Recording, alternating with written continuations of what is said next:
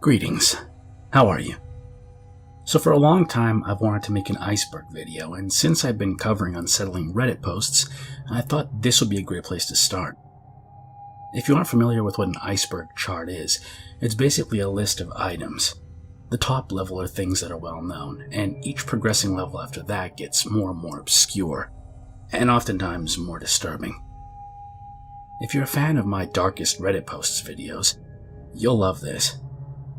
The original Iceberg was created by KingSpook, and I removed and added some contributions to that list and felt like I sort of wanted to make it my own, so let me know what you think. Without further ado, let's begin. Level 1. The most well-known stuff. Number 1. That evil farming game. So for some reason, people have a lot of interest in this, but it's always kind of bored me, so I'll go over this one quickly. Basically, if you've ever played games like Harvest Moon, where you're doing a farm simulator type of thing, 4 years ago, somebody posted onto a subreddit called Tip of My Joystick.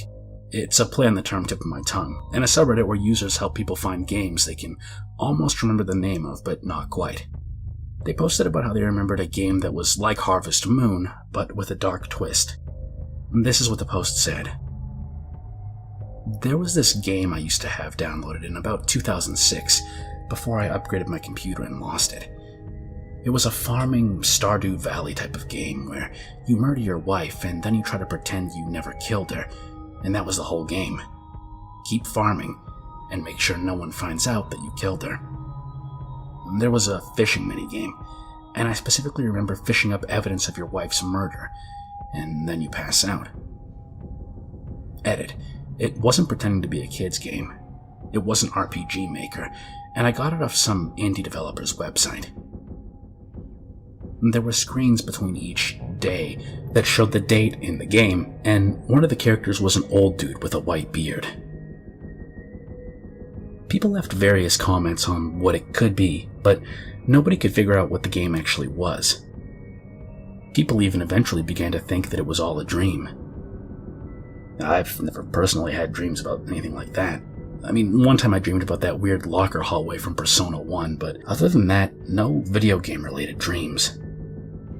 You'd think this is where the search would end, but later on, someone links to an even older post that was also asking about the same game. The post read, I know almost nothing about this game. All I can remember is that it's kind of like Harvest Moon, but with a dark twist. The game starts out with you and your wife. One night you get into a fight and you end up stabbing her to death. After that, the game revolves around you farming to stay alive, while trying to keep the town from finding out about the incident that happened. Every now and then the cops come to search your house and you have to hide her corpse. Edit. I have no recollection of what console this game was for or when it came out. I know that it was released after 2000. I know this is so vague, but it's really hard to remember something you forgot. Also, it had to be before mid to early 2015. Graphics weren't 3D. I'm 100% sure it wasn't a browser game. They even managed to narrow it down to being a PC title, not something on consoles. And one user even said that they still had the hard drive they had the game downloaded onto, but it was later on discovered to be destroyed and unable to be accessed after being taken to a computer shop. People suggested that the whole thing may have been a false memory from a Vinesauce video, but I'm not sure what video they're referring to. So far, this has remained unsolved, but it doesn't really sound that far-fetched that a game like that could actually exist. Number 2. The Lamp Story. Have you ever felt like the reality you're living in wasn't actually real? This entry refers to a post made by a user in an Ask Reddit thread titled, Have you ever felt a deep and personal connection to a person you met in a dream, only to wake up feeling terrible because you realized they never existed? The user responded with, Throwaway account because this is really personal. My last semester at a certain college, I was assaulted by a football player for walking where he was trying to drive. Note, he was 325 pounds and I was 120. While unconscious on the ground, I lived a different life. I met a wonderful young lady. She made my heart skip and my face red. I pursued her for months, and I dispatched a few jerk boyfriends before I finally won her over. After 2 years, we got married, and almost immediately, she bore me a daughter. I had a great job, and my wife didn't have to work outside the house. When my daughter was 2, she bore me a son. My son was the joy of my life. I would walk into his room every morning before I left for work and doted on him and my daughter. One day, while sitting on the couch, I noticed that the perspective of the lamp was odd, like inverted. It was still in 3D, but just wrong. It was a square lamp base, red with gold trim on 4 legs and a white square shade. I was transfixed. I couldn't look away from it. I stayed up all night staring at it. The next morning, I didn't go to work. Something was just not right about that lamp. I stopped eating. I left the couch only to use the bathroom at first, and soon I stopped doing that too, as I wasn't eating or drinking. I stared at the lamp for 3 days before my wife got really worried. She had someone come and try to talk to me. By this time, my cognizance was breaking up, and my wife was freaking out. She took the kids to her mother's house just before I had my epiphany. The lamp is not real. The house is not real. My wife, my kids, none of that is real. The last 10 years of my life are not real. The lamp started to grow wider and deeper. It was still inverted dimensions. It took up my entire perspective, and all I could see was red. I heard voices, screams, all kinds of weird noises, and I became aware of pain. A shit ton of pain. The first words I said were, "I'm missing teeth," and I opened my eyes. I was laying on my back on the sidewalk surrounded by people that I didn't know. Lots were freaking out. I was completely confused. At some point, a police officer scooped me up and dragged/walked me across the sidewalk and grass and threw me face down in the back of a cop car. I was still confused. I was taken to the hospital by the cop. Seems he didn't want to wait for the ambulance to arrive, and given CT scans and other things. I went through 3 years of horrid depression. I was grieving the loss of my wife and children and dealing with the knowledge that they never actually existed. I was scared that I was going insane as I would cry myself to sleep, just hoping that I would see her in my dreams. I never have. But sometimes I'd see my son. Usually just a glimpse out of my peripheral vision. He's perpetually 5 years old, and I can never hear what he says. Number 3. My mother poisoned me. How's your relationship with your parents? For some of us, not that great. I bet that some of you here have even worried that maybe your parents have poisoned your food in the past or something. I know I have. So imagine that being not just a fear, but reality. That's what one user lived through, and they posted about it to the Off My Chest subreddit 9 years ago, saying, "This is a throwaway account. Ever since I became an adult about a decade ago, my mother's been against me moving out of the house. I finally got a job as a line cook 3 years ago. My mother, and rest of my family, which includes my sister and father, have been against it, mainly saying that such a job can't sustain me, which was true, and they also said that I would hate working, which turned out to be false. About a year and a half later, I quit due to health reasons. The following spring, I got a new job as a computer programmer. While they seemed supportive at first, my mother and sister, who I lived with, gradually became hostile. Eventually, I moved out of the house. About a month later, I lost my job, and about 3 months later, I moved back home. Everything was cool at first, but as I was getting calls from recruiters and going to job interviews, they gradually became more hostile again, accusing me of being distant and not caring for them. However, they seemed to be very controlling and hateful of the fact that I wanted to move out and wanted a decent job. So last month, I finally got that job as a programmer again, but it was out of town. I had just enough money to relocate to the new city. They became very hostile starting a few days before I left, accusing me of not loving them, of hating them. On the day before I was scheduled to leave, my mother gave me 2 of those styrofoam ramen noodle cups and tore the cardboard covering that normally comes with it and threw it away. I was suspicious that they would try to sabotage my life, so I was careful in trying not to anger them. She gave a few more food items, which I didn't use, to take on the trip with me.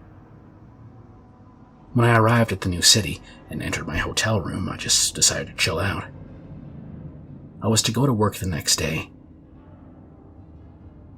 So, after the first day at work, I ate a cup of ramen noodles and felt ill.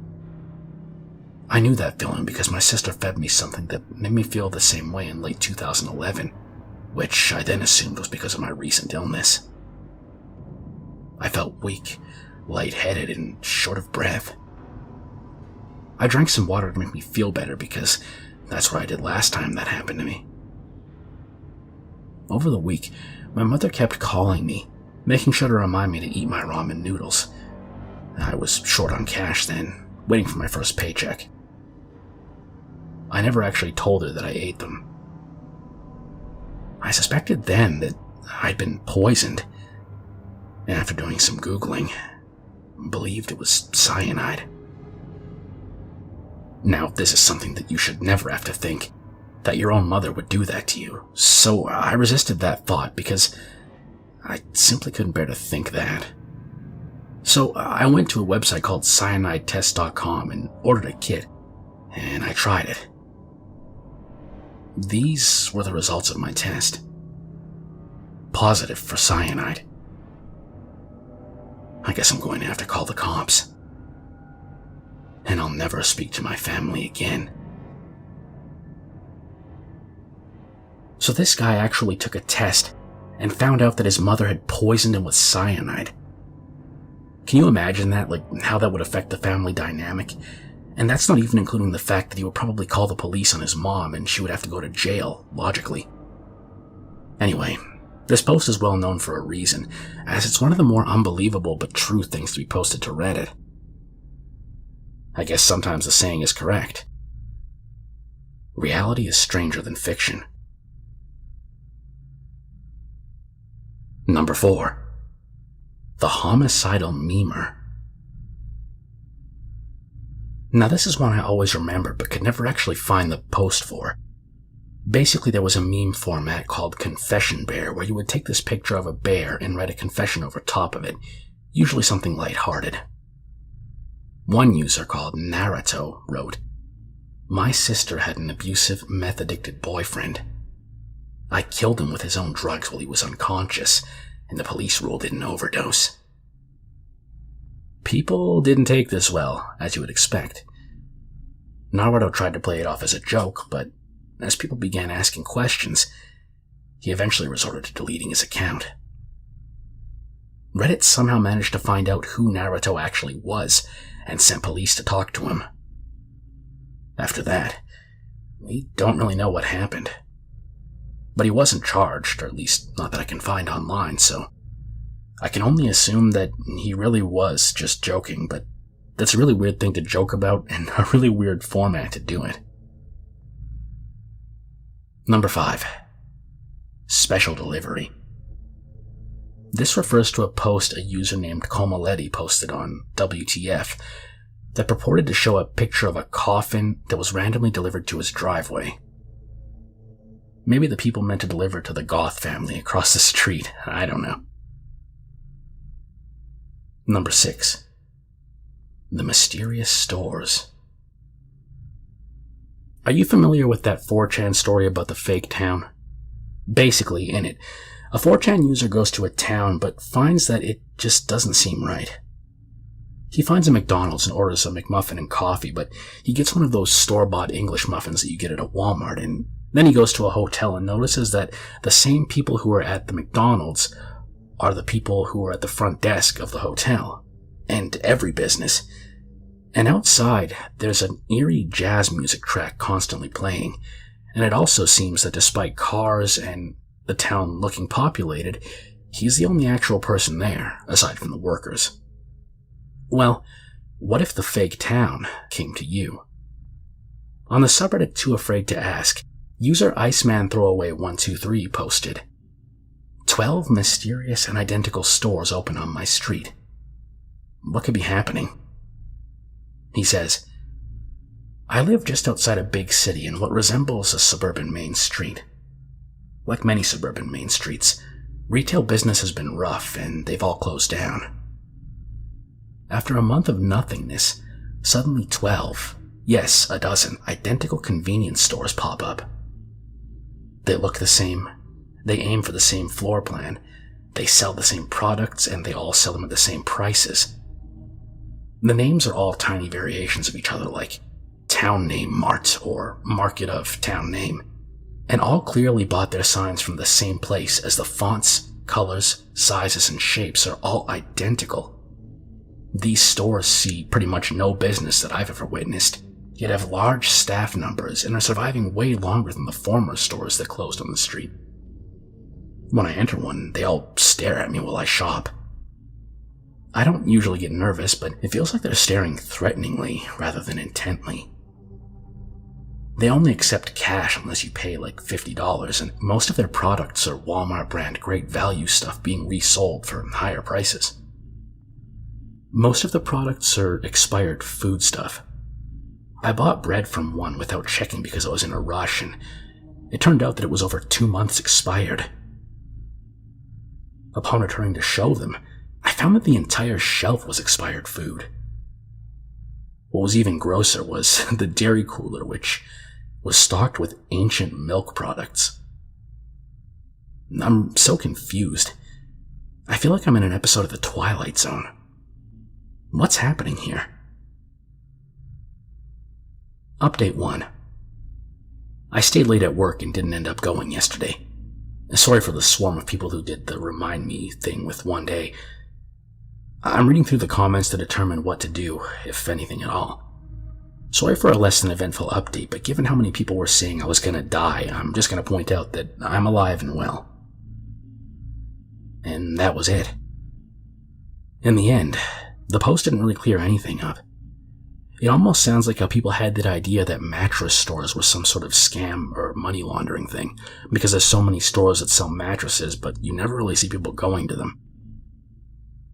Some people suggested that maybe the user was experiencing some sort of mental breakdown or psychosis and it was related to drugs, as the ice in the username IcemanThrowaway123 could be related to drugs.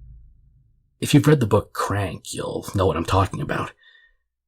Anyway, that's pretty much all there is for this one because nobody really knows what wound up happening. Number 6. Flip and Flop. So this one is pretty eerie. There was this user on Reddit called Flip and Flop who made their account and soon after that posted about Datura. Now, for those of you who don't know, Datura is a very powerful drug which can actually kill you if you take too much. People supposedly take it to put them on a terrifying trip, sort of like an acid trip, but the worst possible thing you could do.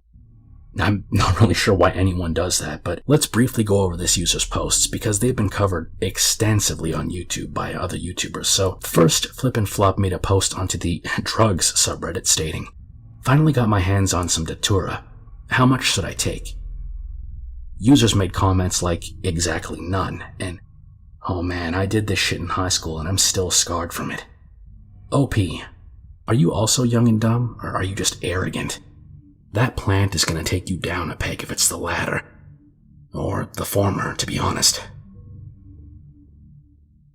Now, the user Flip and Flop doesn't actually have that many comments, only 4 or 5, and one of them's been deleted. But one of his comments, responding to another user, said, "Yeah, I know, man. I've been reading about the effects for a couple of days now. It isn't trippy like hallucinogens, but it will make you deliriant. Reading some of the stories about people talking to imaginary people and reading books that don't exist make me kind of want to do it still. The flowers look magical to me." So, despite what people in the comments were telling him, he wound up taking the datura. Later on, he commented, "Google.com, how normal again, stop now." And shortly after that, "Please, these big dog are fighting now, okay?" And that's it. That was the last thing Flip and Flop commented, and there was nothing after that. And it's been 5 years. Nobody really knows what happened to Flip and Flop. Some people assume he's dead, but I'm not sure if that's really the case. Level 2. Number 7. Broken arms. So, Redditors have a weird habit of strange relationships. If you watched my previous Darkest Reddit Posts videos, you'll have heard of the man dating and doing things with his pet cat. Now, how about moving on to someone who does the exact same sorts of things, but with his own mother? A user made a post that's too graphic to read about how he broke his arms and wasn't able to get off, so his mom helped him. His dad was just somehow okay with this, and it was a verified post too. This guy actually did this with his mom, and if memory serves, he actually wound up fully getting it on with his own mother too. But they drew the line at kissing because, according to them, it just felt weird. Number 8. Roommate wanted. Now this is a classic story. I don't want to spoil it too much, but it's from the old school Let's Not Meet days. It reads as follows. This is a popular story with my family and most of my friends. Amanda is my brother's boyfriend. At the time of this story, she was looking for her first apartment and moving out from her parents' house. Her and my brother didn't want to move in together since they'd only dated for a few months. She opted instead to search for a roommate online. Browsing Craigslist, she found an advertisement titled something like "Roommate Wanted, Females Only." This sort of thing was common since the area she was looking in was mostly young professionals. The listing was for a room in a house for about $225 a month, which was quite cheap compared to most places listed. The occupant listed herself as a 23-year-old college student that wasn't comfortable living with any males. The other roommate would have their own room and attached bathroom. So far, Amanda was into this place. However, the listing only had a single photo from outside the property. Amanda sent an email wanting to meet the occupant and tour the house. Within 30 minutes, she receives an email back with all the details and a time to stop by. The girl worked late hours and wanted Amanda to stop by at 8 p.m. When Amanda arrives, there's a handwritten note on the front door saying, "Door broken, use back door."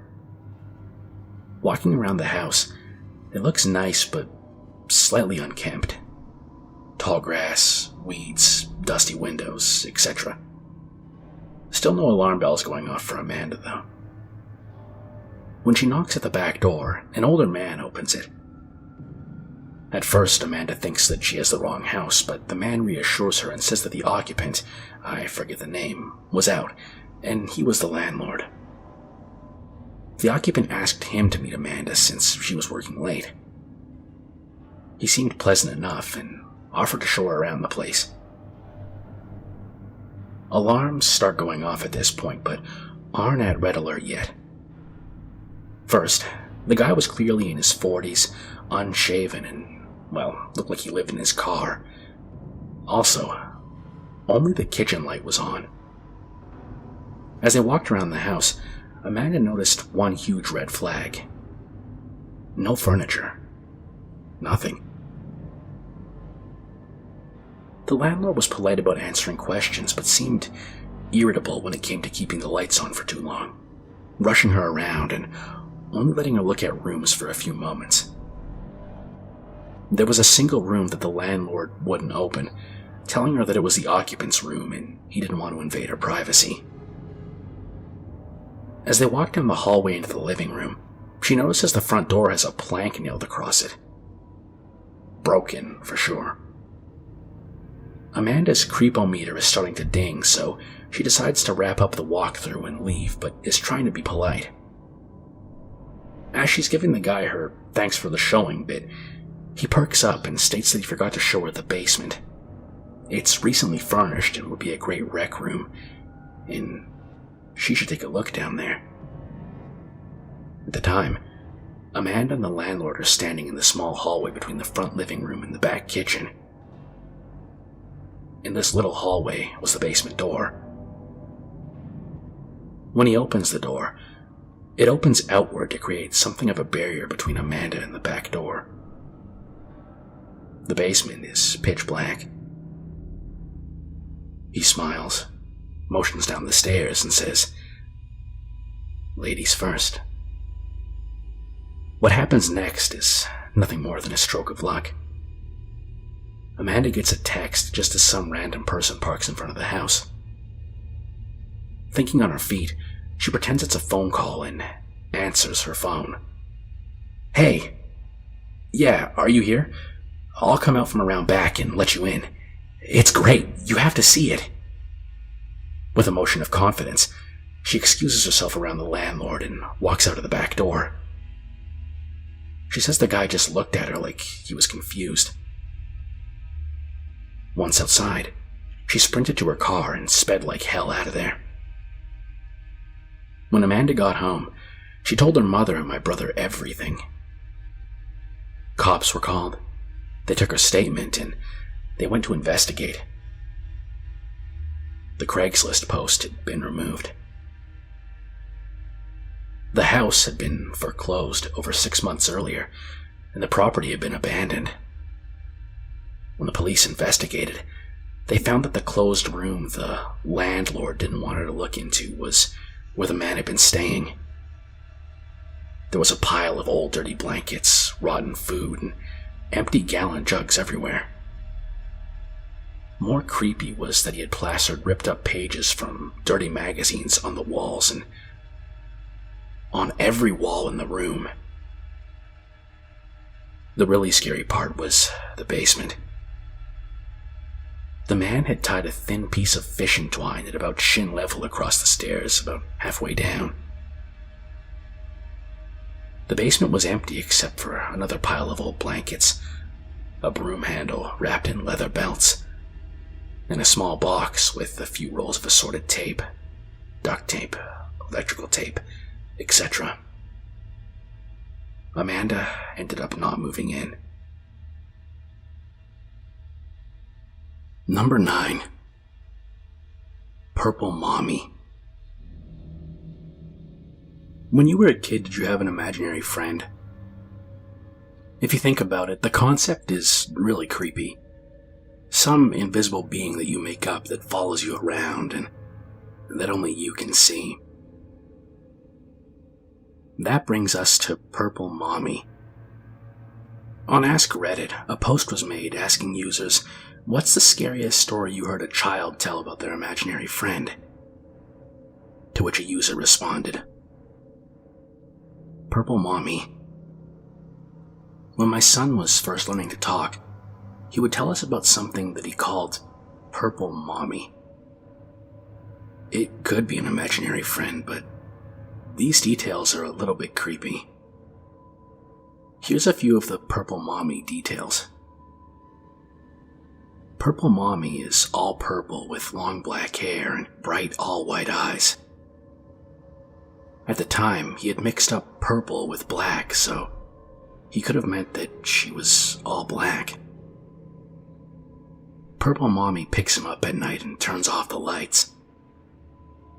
We would often find my son out of his crib in the morning, which would mean him crawling over the railing and down to the ground, at a time when he was barely walking.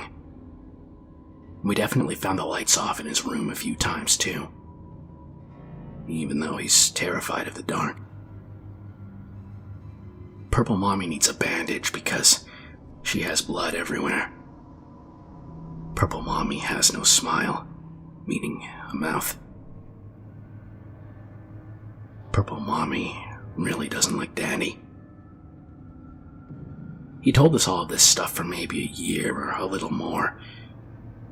If we ever asked where she was, he would always point to the same spot, a corner of the room, behind his open closet door. He would always wake up crying almost every night during this time, and once, during a really rough night, my wife went to ask him what was wrong. And his answer was, "Purple Mommy won't let me sleep."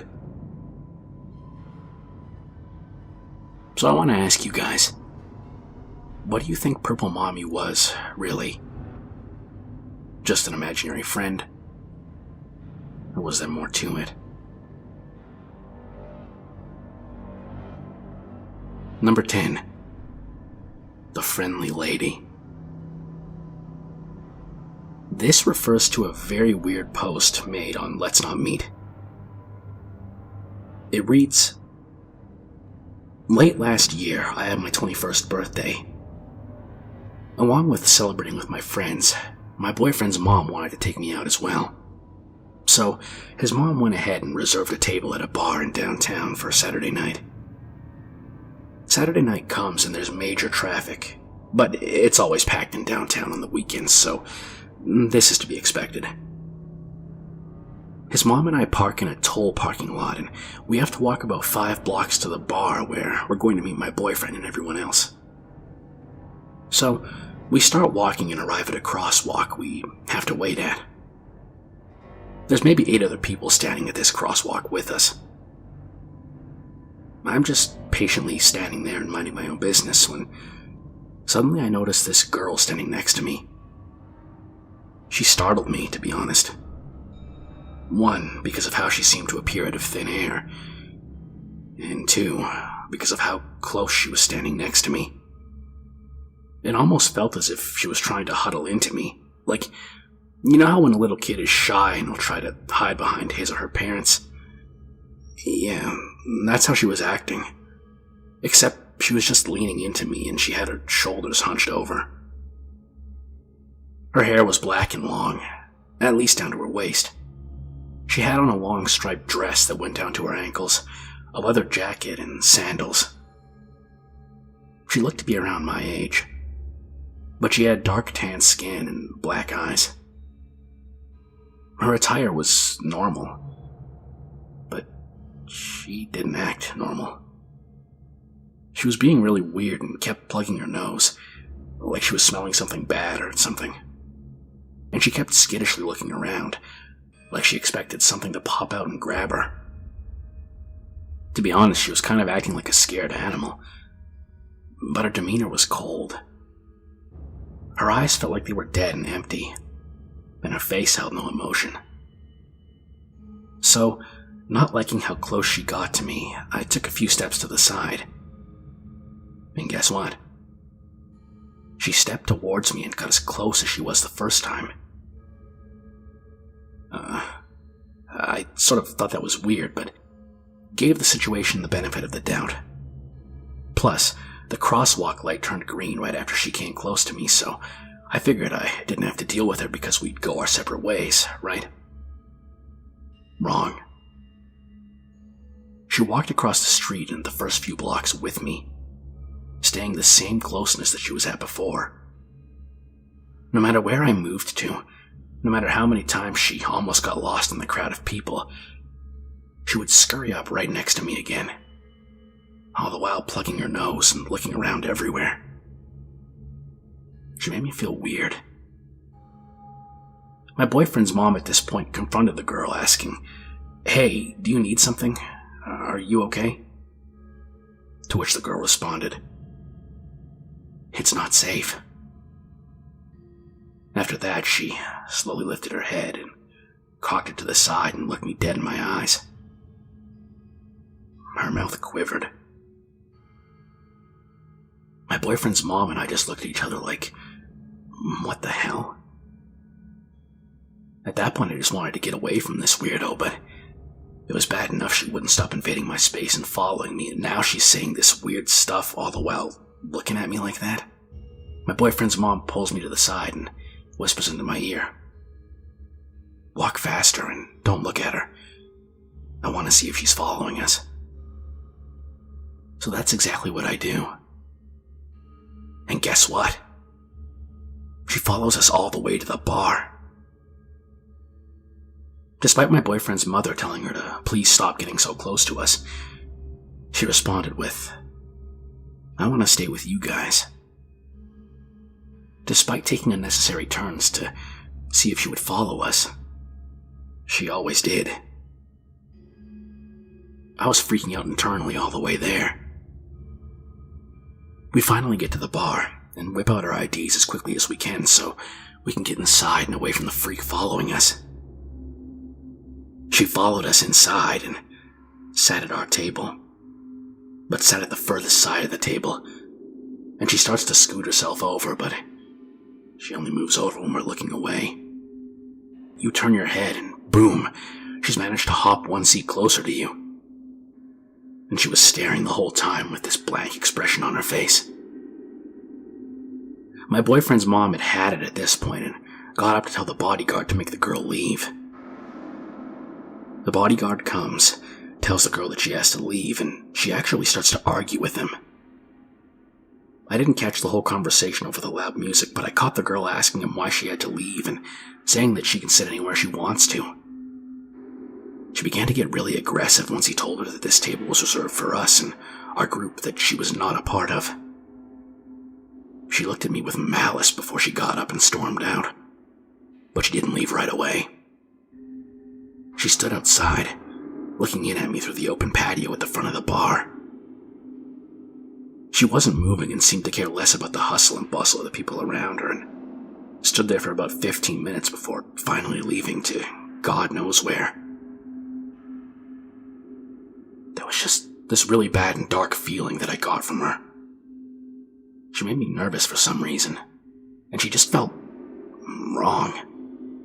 I mean, she was probably just cracked out on drugs, but it was super creepy, and I hope to never see her again. Number 11. Surveillance. The user had originally posted this on No Sleep before being informed that No Sleep is for strictly fictional content, so they moved it over to Let's Not Meet. The post reads as follows. So, first of all, I only just discovered this subreddit today, which reminded me of something that happened to me in 2008. This was a huge thing to my friends and family, but I didn't really talk about it back then as it scared the hell out of me. But it was a while ago, and it's really well known and creepy story amongst myself and my friends and family, and I think I might as well share it because it's admittedly terrifying. I was living with my parents and sister in Brisbane, Australia at the time, 2008, which made me 19. I remember my dad just got Foxtel, and only the TV in the lounge room could use the cable box, but I really wanted to somehow get the cable in my room without paying $99 or whatever for a brand new box. So Dad one day went out and bought an AV transmitter receiver. It was basically a two-piece bit of hardware where you could plug this tiny box into the cable TV in the lounge room, and it would transmit a video signal to the receiver connected to the TV in my room. So one Saturday, I decided to connect it. My younger sister, 16 at the time, was the only other person home at the time, and upstairs in her room. My room was downstairs. I opened the box and connected it up. At first I was going back and forth trying to get the cables right and get the channel right, etc., but was having no luck. Until I finally got something. I remember just sitting there and something started fuzzing in.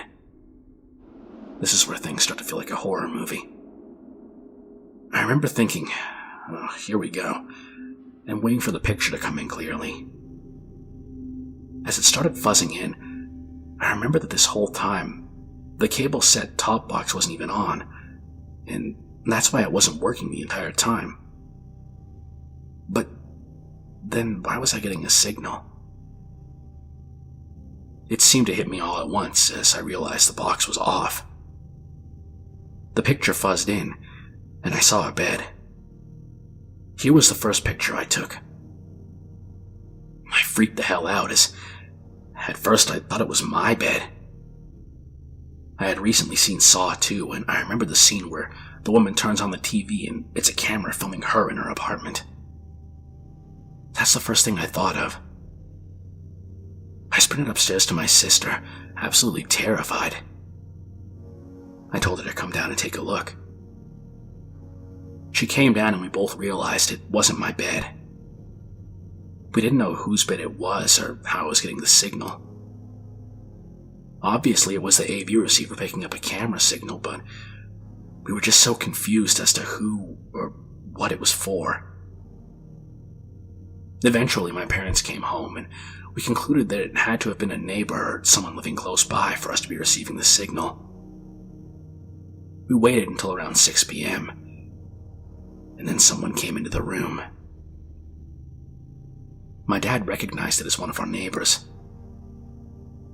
We still didn't know what the camera was for, but we assumed it had something to do with fidelity. Either his wife or he had it set up to watch the other and see if they were cheating.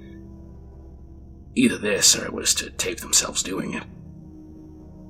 We entertained the idea that he was a murderer and would film himself murdering people in his room, but it was just to freak each other out. We'd always make jokes about how one night we'll turn it on and it'll just be his face with clown makeup on staring into the camera and waving, and then him walking out of the bedroom with a knife. That obviously never happened. But what did happen was still creepy. We connected to this signal for over a week, but after a few days the novelty kind of wore off. We felt a bit weird watching it and just resigned to the explanation that it was to catch his wife cheating. Until one day, we turned it on and realized what we had discovered. Our neighbors were having a bunch of renovations done to their house. During weekdays, they would be out, and there would be workers at the place pretty much all day. It had been like this for over a month. We started watching the feed and saw a man walk into their room. It was the plumber that had been there regularly for the renovations. We didn't think anything of it until he started opening drawers. I called out to my mom, who was the only person home at the time, and we started watching it. He started getting the wife's underpants and sniffing them. At first we were like, oh my god, that's embarrassing. He's being filmed. Will the neighbors see this somehow? But then what happened next was truly terrifying. He slowly walked over to the camera and looked right down the lens. We were convinced that he knew we were watching. Mom immediately called Dad, and I kept watching the video. He started fiddling with it and then put it back down. I told Mom that I don't think he knew we were watching, but he was definitely the guy who put the camera there. Dad came home, and by this time the plumber had left. Much to Mom's pleading, Dad went over to the neighbors to tell them what we saw. Mom wanted to completely stay out of it and was terrified, understandably. When we told the neighbors, they had no idea what we were talking about. They allowed Dad to go up to their room, and what he found that was holding the camera was an installed device in the wall that was designed to monitor water usage, which was completely normal, as at the time, Brisbane had been hit with a drought recently, and there were lots of water restrictions. Still is now, I think. The plumber had installed this into the wall, but he had fitted a camera behind it in the wall to watch the bed. Immediately, they called the police, who came over and conducted an investigation. For the next week or so, we didn't hear much about it. I spent most of this time just telling my friends, showing them pictures. But truthfully, my whole family was frightened every night. It was just really creepy thinking that we could have stuff like that hidden in our house. Chances are we didn't, but it was still really scary. After a couple of weeks, my mom was speaking to the wife next door and asked what happened with it all.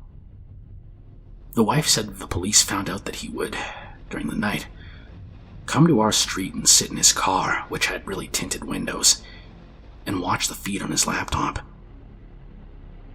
When Mom told me this, I got shivers.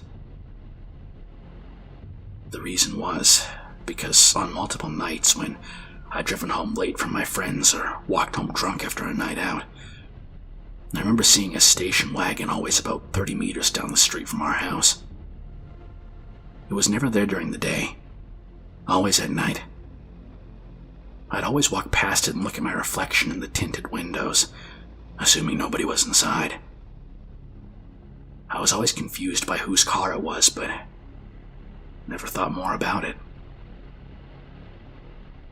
It still scares me so much knowing that it was this creepy plumber sitting in back there on a laptop just watching a hidden camera stream of my neighbors. Anyway, that's my story. It's all true, and it still creeps me out to this day, but my friends and I have a good laugh about it. Number 12. Doctor Boyfriend. I'm gonna first let this post be read as is. You'll see why I don't want to reveal too much as it goes on. A user originally made this post on the legal advice subreddit, and it was titled, "I think my boyfriend has been drugging me to make me forget things. He's a doctor." And it read, "This is in North Texas. Hey, so I need to apologize if the post is jumbled a bit. I started typing it up in Word yesterday before my date and forgot about it before finishing it today. I think my boyfriend has been secretly drugging me for a while now and is gaslighting me. I know this is going to be hard to explain, but I've been having gaps in my memory that I've been explaining away as being tired or overworked or whatever else. I was going to ask my boyfriend about it since he's a doctor, but then I started to notice that this seems to happen when I go on dates with him. I know it must sound crazy, but I've woken up with dried skin on my breasts several times with no memory of the night before. I know it's him well, I won't get into specifics, but he likes that kind of thing more than other guys would. The first time it happened was when we were drinking and I wrote it off as too much to drink. We get drunk and do it all the time, so it's not a big deal to me, but then there were a few times when I know that we weren't drinking. I decided to break up with him over it, only to suddenly find myself on a date with him a few days later. I hadn't yet had the conversation to break up with him, but planned on it the next time I talked to him. I remember being at the restaurant, but nothing before that. My car and his car were in the parking lot too, so I was confused. I decided to play along when he asked me to come back to his place. After 3 days at his place, I remembered everything, so I was starting to trust him again. Knowing he was an ENT, I know it wouldn't be his forte, but he is a doctor. I was going to ask him about my issues when he randomly pointed to those red bumps on my thigh and said I should be treating those sores. I had completely forgotten they were there. These little red bumps that looked like needle injections that got infected. I got so freaked out he mentioned them that I decided to leave. The next day he came over to check on me, and I remember waking up in bed with more dried on my chest. Then today he met me for lunch saying we had agreed to meet, but I never agreed to be with him and I would never want to. He does this all the time, saying we agreed to do something that I have no memory of. I'm sick and tired of it and want him punished. This has started to affect my work life as well, and I start to get paranoid when I see my boss walk into a room after making eye contact with me. I'm paranoid that he's about to fire me. My friends also state that I've been acting strangely and out of character. I've even begun to lose sleep and sleepwalk when I do. Is there any way to have blood work done and see what kind of drug he's using on me? I don't want the police to blow me off and push me away like some crazy lady, so I want to be damn sure when I go to the police. This seems like a pretty cut and dry case, right? But then a user comments. You mentioned red bumps on your thigh, insomnia, memory loss, paranoia, and anxiety. Pull the sheets off your mattress, please. Check in the little creases for brown specks or encrusted brown flakes. These symptoms sound eerily familiar to what happened to a friend of mine. We thought he was going crazy, but it turns out he was having a severe reaction to long-term bedbug bites. You mentioned that you remember everything that happened at his place, but as soon as you got home, it started up again. Well, bedbugs can cause psychological symptoms if the reaction is severe enough. I would check the lip of the mattress first to see if you have bedbugs. OP responds, Wait, seriously? Does it look like dried up chocolate or feces chunks along the seam of the mattress? The other user replies, Yes. Is that what you see? To which OP responds, Yes, all along the left side of my mattress by the wall. In a twist nobody saw coming, it turns out that her mystery illness was caused by bedbugs, and not her boyfriend. Number 13. Drug dealer's mistake. So the Silk Road was a website for people to buy and sell illegal items. I don't know too much about it, but primarily I remember it being used for drugs. But I think it was used for other things too. Anyway, this entry refers to a post made on the confessions board titled, I am responsible for the deaths of several people. It reads as follows. Around 4 years ago, I was a vendor on the darknet. It was a relatively short-lived thing. I was just doing it because I was too lazy to get a job and, at the time, didn't want to settle for the 9-to-5 thing. I wanted to start my own business and use the drug money as a startup. I had been using myself for years. Along with that, I met lots of people into the dealing scene and eventually started dealing myself. I have a lot of anxiety though, so I hated meeting up with people in parking lots, and I definitely didn't want anyone to know where I lived. That's when I read about the Silk Road and Ross Ulbricht being caught. Got obsessed with the idea of it. Got obsessed with learning OPSEC, and all with the goal of eventually using my connections to start up my own store. Well, after a couple of months, I did. I started my store with 3 drugs. Ketamine, meth, and some outdoor weed my buddy was getting for super cheap. All was going good for a few months. I had a couple thousand get stolen in an exit scam, but I had about $25,000 saved at that point, so it didn't ruin my life like a few vendors I know of. Eventually, I met a local connect that came into town only once a week, but he had anything I wanted. Mescaline, LSD, mushrooms, PCP even, and fentanyl. At the time, people weren't really cutting heroin with fentanyl. I mean, I'm sure people did plenty, but it was not nearly as commonplace as it is now. People just did fentanyl, and still do. I put all my addresses into an Excel spreadsheet along with their name, zip code, order, and the amount. At the time I was selling some super white powdered mescaline. The fentanyl was also a white powder. Very similar consistency. Long story short, my Excel messed up, or I messed up, and about 7 people's mescaline orders were filled in as fentanyl orders. They all went out. I didn't notice and kept doing my thing for a few days.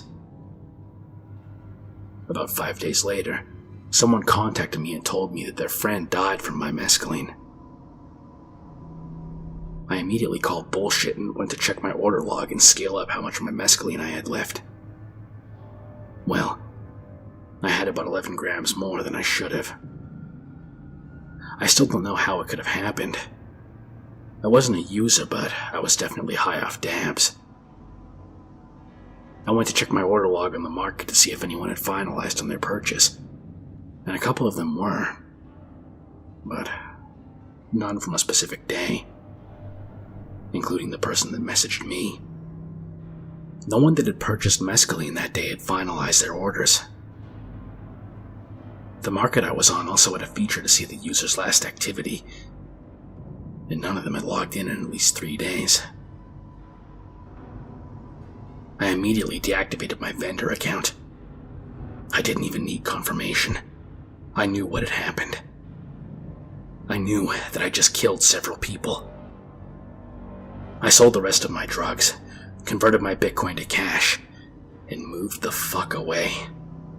Didn't speak to anyone for weeks. I found a job in a restaurant, living in a city I always wanted to. I haven't touched drugs since that day. I haven't had anything to do with that life since then. I still think about them every night. I saved their names and Googled them a few days later. I was able to find info on 4 customers that definitely died. One customer shared it with a friend. They both died. I don't know why I'm even posting this. Mainly because I have no one to tell, and even if I did, I don't think I could. I spend my days sober, clocking into work, clocking out of work, coming home, and playing video games. I'm a complete recluse. People I used to know have distanced themselves immensely. And I know it's because I'm a shell of my former self. I can't help it. Could I even tell a therapist about this? I don't feel like I deserve to be alive. Am I really living at all, anyway? I don't even know anymore. Maybe this will help me feel better. People made interesting comments like, now that's a confession. And I mean really, but the weird thing is that he kind of put the blame on Excel and not him when he said that he was high on dabs when he did that. So, yeah. In terms of just messed up confessions, this has to be up there. Though there is one more like that on this iceberg later on.